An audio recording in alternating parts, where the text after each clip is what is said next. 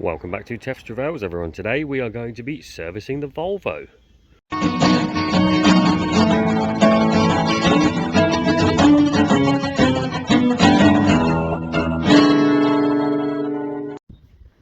So as this is a Volvo D5, the diesel engine, it's a good deal more straightforward than having to do a petrol engine because you've got no spark plugs. So all we're going to be changing today is the air filter, the oil, and the oil and fuel filters. Let's give it a go.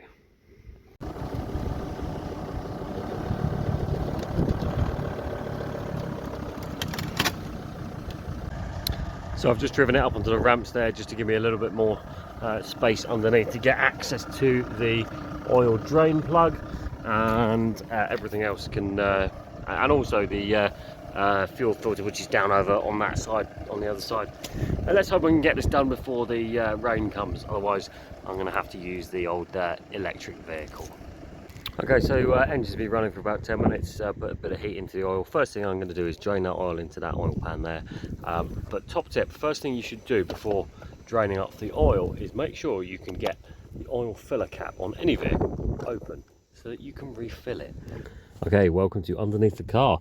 First thing we want to do is remove this plastic under tray that is secured on by 5, I think it is, 10mm bolts at the edges and one 12mm bolt in the middle. Now I do have sockets, but for the purposes of this video I'm going to be showing you how to do it with basic tools, which in this case is spanners, ring spanners, just to show that it can be done with basic tools, can be done by anybody. So that's 10mm on these. There's a little trick though. If nuts are tight, what you can do is slip another spanner over the top of it. This is hard to do with one hand though, and you use that as extra leverage. So you put that on there, and then you put your hand down the end of there, and you go like that. Okay, you can do that pretty much with any nut. The principle is the longer the bar that you get, the easier it will be to undo a tight nut. So I'm going to whip off these and the 12mm nut in the middle. Keep these somewhere safe, don't lose them, especially when you're working on top of gravel. And the 12mm one, yeah, you can't get a ring onto it, but you can get that end of the spanner, and that comes off nice and easily. So I'll take these off, I'll lower down the under tray and show you where you need to go from there. Okay, so that's the under tray taken off over there. The next thing to do is remove the oil drain plug, which is here. It's on the back of the sump, it's not directly underneath it. To do that, you're going to need a 17mm ring spanner, and you put it on there and try and loosen it off. These are going to be pretty tight usually, so you might want a bit of help from a hammer, as you won't be able to get many ring spanners over that spanner. So let's just give that a quick tap. If we can do this one-handed.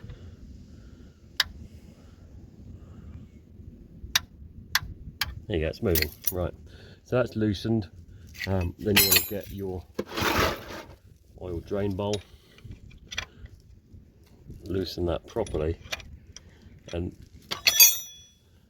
just a point to note, just bear in mind there's no drips or leaks on here, okay? And I know some people are going to make a comment about what I'm going to do with that washer, but just bear in mind there's no leaks. Now this is the messy bit sometimes. You got to get this off, not drop it in the bowl, and also make sure you have the bowl positioned where it needs to be.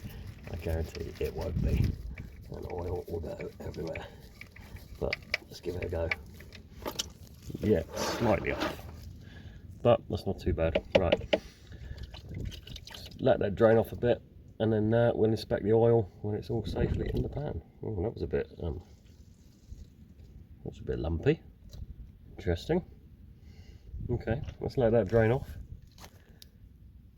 and see how it looks when it's done. A bit liquidy as well. Interesting. Okay, you can just about see that there's still oil draining from the sump there.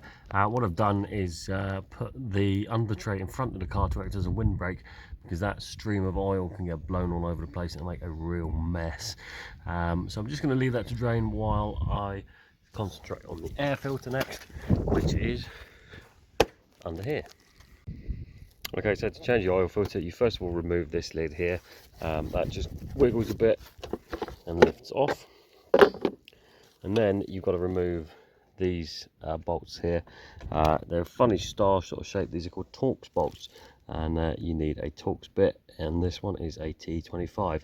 Word of warning though, just be careful, very careful of this.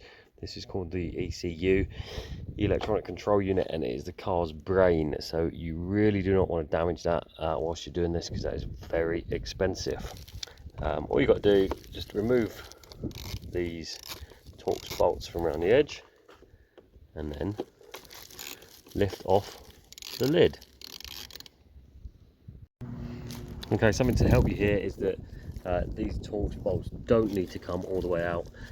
They are retained by the lid, so that when you've got them out a certain amount of the way, you can just lift up the lid and you can see in there the old air filter, and it's a simple matter just to grab it, lift it and pull it out, and then we can have a quick look at it.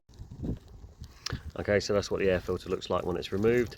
It's covered in like little bits of dust and muck.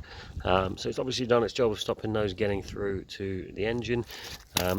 Sometimes if you bang it out, you can see all sorts of dust coming off it, and that's what's stopping getting to the engine. And if you have a look in there, you can see just how filthy that is. I'll be honest with you, I've not changed this or done the service for 2 years. So this is well overdue, which is why things are pretty dirty. I dread to think what we're going to find when we inspect in that oil. But that's the old filter, that can just be chucked in the bin now. Now putting in the new one's pretty straightforward. We'll just lift up the lid and sort of slide it in. It's difficult to do with one hand, so apologies. There you go, you lift it up and kind of manoeuvre it. Make sure it pops down at the front. Just pat it down all around to make sure it's in. Lower the lid back down. Make sure it's in the right position at the back there as well. And lower the lid down and do those bolts back up. Simple. So I've just done the air filter, and believe it or not, the oil is still draining out slightly, so there's still a bit in there still. I'm just going to show you a little trick. If you to get the last of the oil out, if you just turn the engine over, do not start it obviously, just flick it over on the key, you'll see another gush of oil coming out. Let's have a look at that.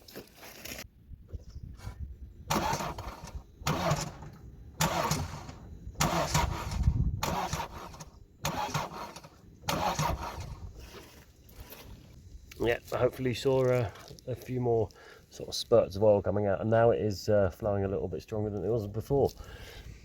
It shows that there's oil stuck on top of crankshafts and stuff like that, and just turning it over very gently without starting it can help to get it all out. Okay, next up is replacing the engine oil filter. First thing you need to do is remove this engine cover, and you need access to this thing here behind the dipstick. This is the top of the engine oil filter.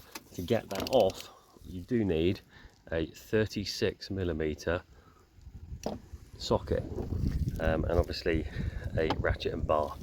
Now this is probably going to be pretty tight, so I'm going to try and get it off just by pushing it, but if that doesn't work, I'm going to have to get something to put over the end of here, like the big spanner again.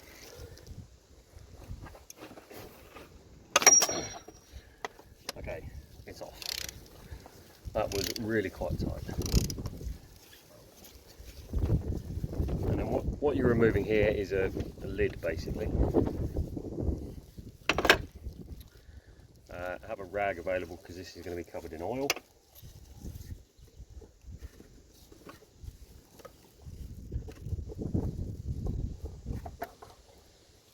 And that's what comes out.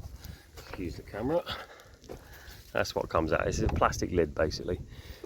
So underneath that you can see there is the filter itself, and we can just lift that out and put it, I always just put it on top of the used air filter just to drain off so it doesn't make a big mess everywhere. And then that's where it lives, inside there, and we will replace it there with the brand new one. Okay, reinstalling the filter is, as they say, the reverse of removal. First thing you've got to do is take off this seal here, which is a sort of big rubber O-ring. I find it useful to use something like this little pick just to get these out. Just pull it off, and hopefully it doesn't disappear down the engine. That can be discarded, and then we replace it with the one that came with the new filter. What you should always do is just apply a thin film of oil onto any new seal like this. I just get this from the top of the fresh oil bottle, and just put it on the seal like that, spread it around, and this is purely so that when you tighten it up it doesn't sort of nick and try and drag along, which could end up tearing it. So just put a bit of oil on there like so, and then apply that to the lid.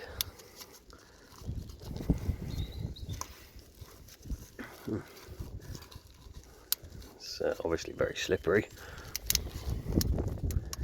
And just move that down to where it needs to be, which is in that groove there.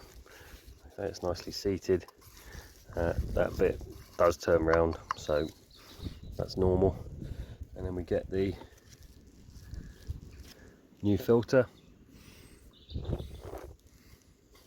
Actually, I'm pretty sure you did that with it. Yeah, that helps. And then put it in there.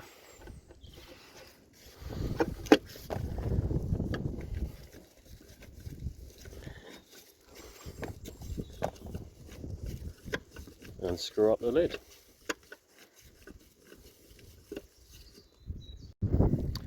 Now on the top of that lid, it's marked up with that arrow and also some numbers which say 25 Nm. That's a torque setting, which means how tight it needs to be. So that's 25 Newton meters.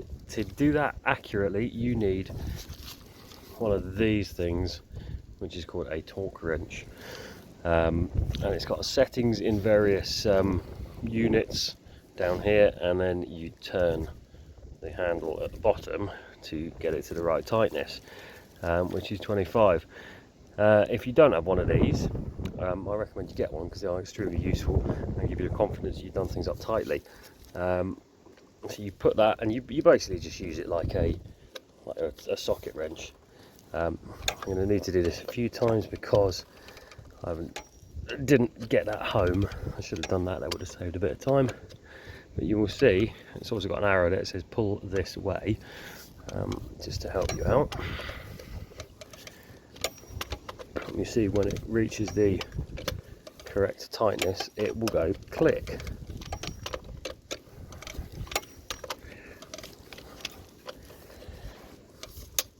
There you go. And you can see that bit there. I'll just move it one. You can see that bit there clicks and tells you not to tighten it any further. The reason for that probably is that this is plastic. So there you go. That's how to use a torque wrench. Now the place to find out these torque values is something like this, a workshop manual where it gives you the torque values. So for the oil filter cover, there you go, it was 25. The next thing we're going to do is put the engine oil drain plug back in, and that weighs in at 35 Newton meters. So I'll crank the torque wrench up to 35 and we'll get that back in. Now just before we put the sump plug back in, you remember I said take note there wasn't any leaks on it when we removed it. That's because a lot of people will tell you you absolutely have to replace that washer on there, otherwise it will leak. Well, let me tell you, 2 years ago when I last did this service, I didn't replace it and it hasn't leaked, and I haven't got another one, and so I'm just going to put this back in. If it leaks, it leaks, but I bet you it doesn't. Okay, so to reinstall the sump plug is the reverse, as they say.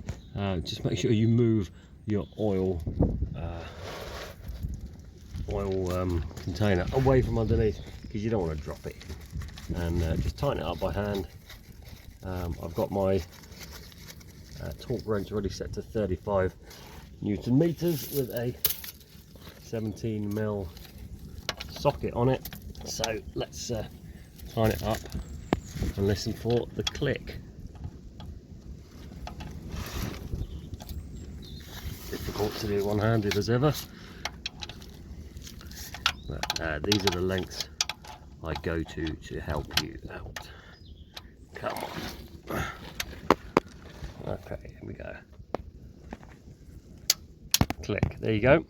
So that is done up to 35 Newton meters. Of course, if you don't have a torque wrench, you can of course use your 17mm spanner and just make sure that it's nice and tight. So click. Yeah, that's done. Right, so that drain plug's properly installed. Just give it a quick wipe around, tidy up, and then you can get the under tray back on. Now, one question people sometimes ask is, well, if you don't want it to leak, why can't you just tighten that right up as tight as it will go? Well, the answer is because this sump is made of aluminium and the bolt is made of steel. That is soft, that is hard. So if you tighten it up any more than the specified figure, you run the risk of stripping the threads.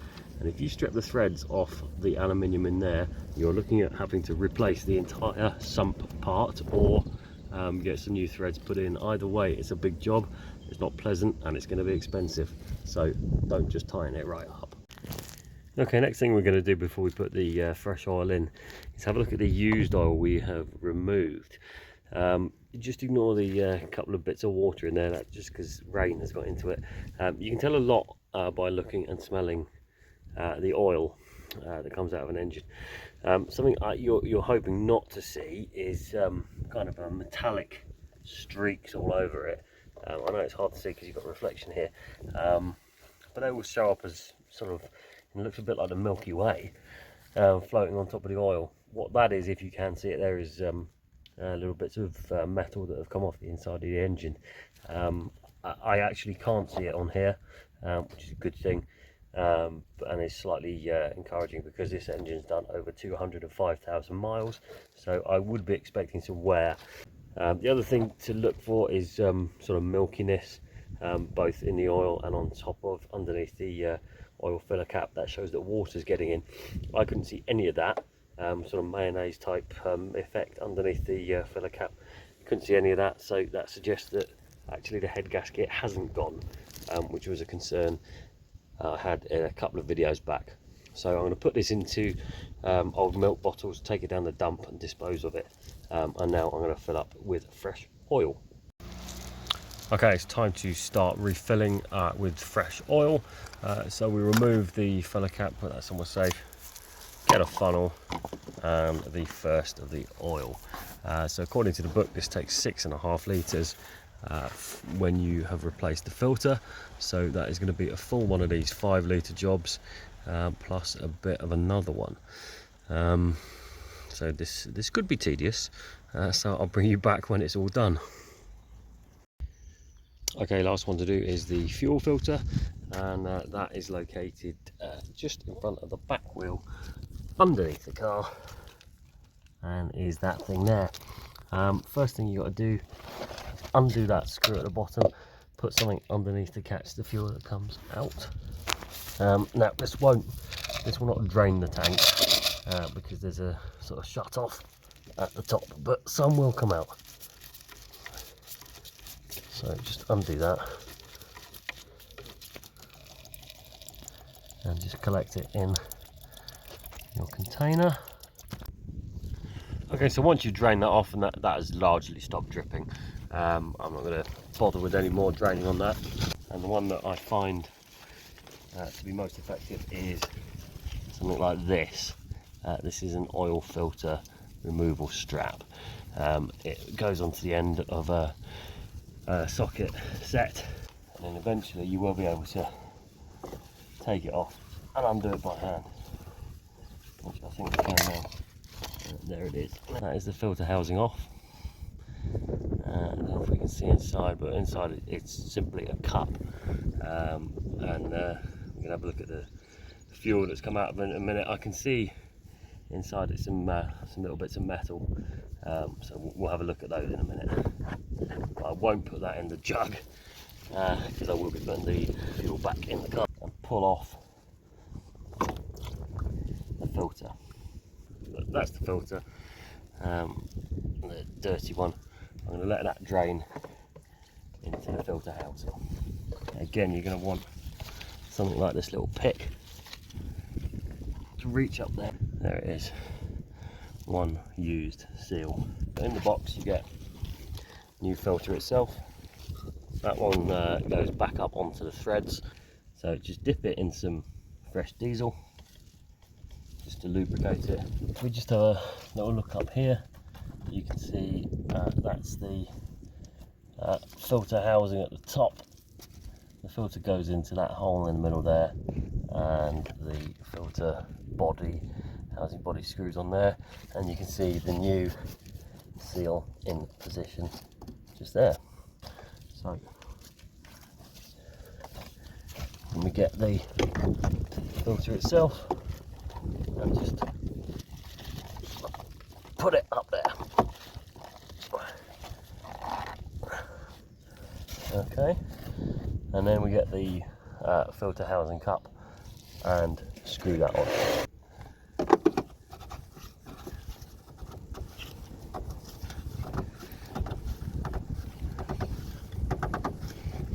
It will go a few turns before it stops, and then you get the tool again and just tighten it up. Now when it comes to restarting the engine, obviously this filter housing will need to fill up with fuel first, so it's a good idea not to just crank the engine for all that time, because that puts undue pressure on the starter. What I do is I turn the key to the sort of glow plug position. I do that on and off for about 20 seconds. I do that about 3 or 4 times, and you will hear the fuel pump kicking in and delivering fuel into the filter housing, and that is enough to prime it, so that when you eventually do engage the starter, you are not putting undue pressure on it. Remember, of course, to tighten up that drain plug at the bottom, and then slip your tool back on. Behave yourselves. And we're going to turn it the other way this time to tighten it up. There, that's pretty tight. That's not going anywhere. Just give it a wipe up around the bottom and the top, so that any drips that do emerge you will see. Another good reason to do this is that you can see if there's water in the fuel. Hopefully you can see down the bottom there is a little globule of something else, and that is water sat at the bottom of the diesel.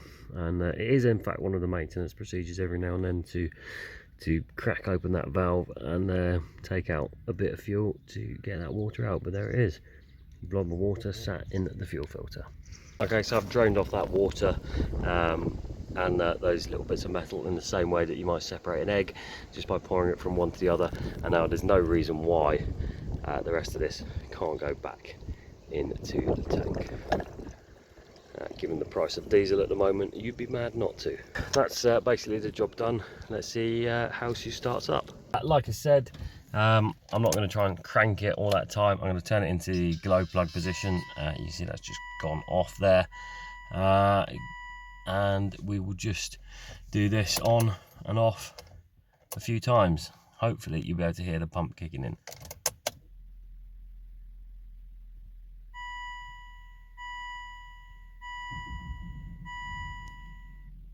That sort of grinding sound is the air being expelled and purged from the filter housing. So we'll do that once more, and then we'll try and start her up.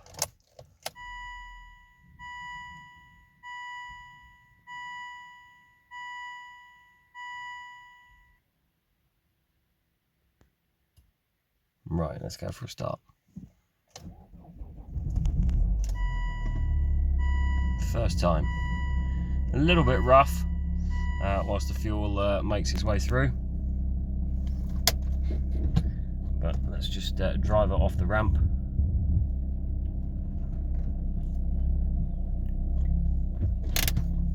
And take it up through the revs.